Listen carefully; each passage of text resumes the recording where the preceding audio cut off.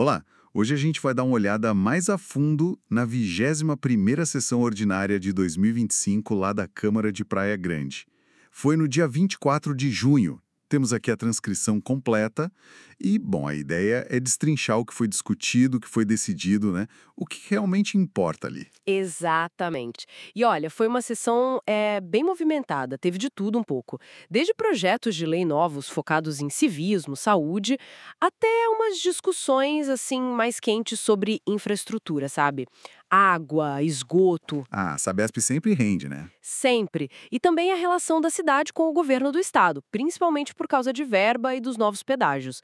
Vamos ver como os vereadores estão lidando com isso tudo. Legal, então vamos começar?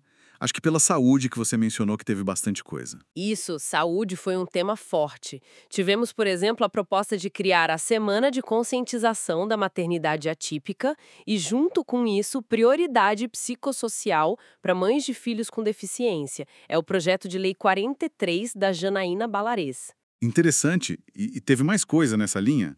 Teve sim. A inclusão da caminhada Endo-Mulheres no calendário oficial da cidade, é o PL 56 da Renata Zeluz, são iniciativas importantes para dar visibilidade, né? Com certeza.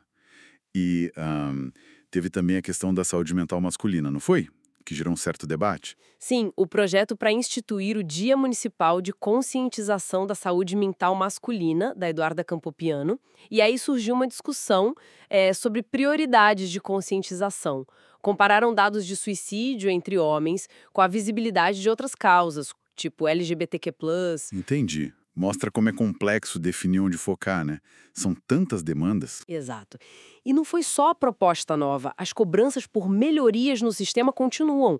Teve um requerimento da Eduarda Campopiano pedindo para analisar a renovação automática de receitas de uso contínuo e entrega em casa. Nossa, isso facilitaria muito a vida de quem tem doença crônica, né? Demais! E outra preocupação levantada foi a possível retirada do adicional de insalubridade de alguns servidores, o pessoal das áreas verdes. O Marcinho M. Joca falou sobre isso.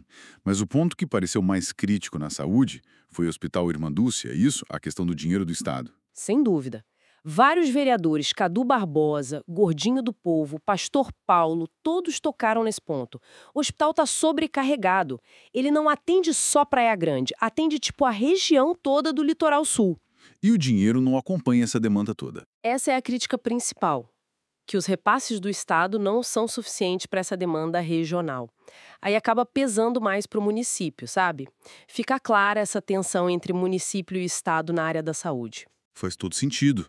E essa tensão com os serviços essenciais, pelo visto, se espalhou para a infraestrutura. Aí entrou a Sabesp na história. E esquentou. E como?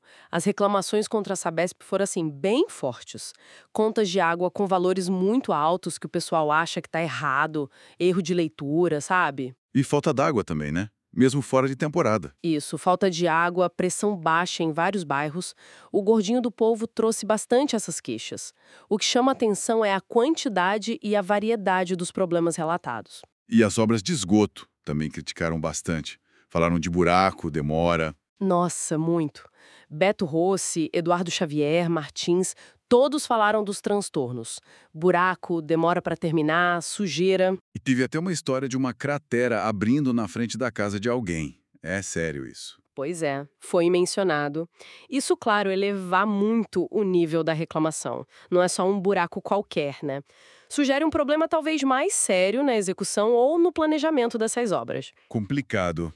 Isso gera uma frustração enorme na população, imagino. Com certeza. E falando em frustração e relação com o Estado, outro ponto que deu o que falar foi o tal do pedágio novo, o free flow. Ah, sim. Ninguém gosta de pedágio novo, né? Pois é, e a crítica foi generalizada. Vereadores de vários partidos, Cadu Barbosa, Marquinhos, Natanael, Gordinho do Povo.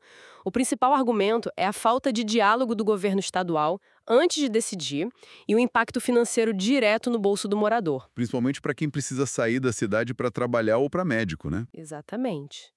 E aí vem aquela sensação, né? A região paga mais imposto, mais pedágio, Mas cadê o investimento do Estado de volta, na mesma proporção? Essa foi a tônica. E pediram isenção para morador. Chegaram a falar disso? Pediram, sim, com força. Foi mencionado que marcaram uma reunião com o assessor do governador para levar essa pauta, a da isenção e outras questões da região. Vamos ver no que vai dar. Bom, ficar de olho nisso. E ainda em serviços, que mais apareceu? População de rua, GCM. Isso, teve um requerimento do Zezão sobre a população em situação de rua, cobrando políticas públicas mais efetivas. É um problema crescente, né? E propostas para a Guarda Civil Municipal, do Reco Passos, atividade delegada remunerada. Que é aquele esquema do guarda trabalhar para a prefeitura na folga e receber a mais por isso, né? Exato. E também gratuidade no transporte público para eles. E ainda teve um projeto do Gordinho do Povo para criar o Dia do Transportador Escolar, um reconhecimento para a categoria. Bacana. Mas nem tudo foi só cobrança e intenção, certo? Teve espaço para outros assuntos. Civismo, reconhecimentos. Teve sim. Uma proposta assim interessante foi tornar obrigatório ensinar e cantar os hinos nacional e municipal nas escolas. PL 42 da Janaína Balares. Questão de civismo. E sobre direitos? Teve um projeto importante do Diego Vieira para garantir direitos de pessoas com transtorno do espectro autista, o TEA, como poder levar a própria comida em restaurantes, lanchonetes. Parece pequeno, mas para a inclusão faz uma diferença enorme. Com certeza. E as moções de aplauso, né? Sempre tem. Sim, para reconhecer o bom trabalho. O grupamento ambiental da GCM ganhou aplausos por um prêmio nacional. A Polícia Militar, a equipe Bravo, pelos resultados na captura de procurados. E as seleções de beach handball sub-19, que foram bem no Mundial da China. É importante ter esses momentos também. Ufa, realmente uma sessão bem cheia. A gente passou por saúde mental masculina, apoio a mães atípicas, crise da água e esgoto com a Sabesp, a briga contra os pedágios do Estado, até os hinos nas escolas. Deu para ter uma boa noção das pressões que estão sobre a prefeitura, né?